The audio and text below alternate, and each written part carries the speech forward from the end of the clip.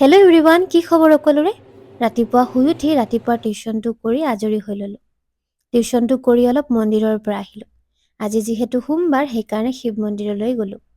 এনেই মই প্ৰতিটো সোমবাৰে ঘৰতে বেলগছৰ তলত পানী ঢালোঁ। কেতিয়াবাহে মন্দিৰলৈ যাওঁ।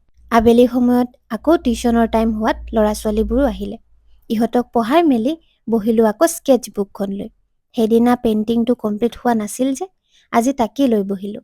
মধুবাণী পেইণ্টিঙক মিথিলা আৰ্ট নামেৰেও জনা যায়। এই আৰ্ট ভাৰতৰ বিহাৰ ৰাজ্য আৰু নেপালত আটাইতকৈ বেছি দেখিবলৈ পোৱা যায়। মধুবাণীৰ মিথিলা আৰ্ট বিহাৰৰ মিথিলা ৰিজনৰ পৰা সৃষ্টি হোৱাৰ বাবে ইয়াক মিথিলা নামেৰেও নামাকৰণ কৰা হৈছিল।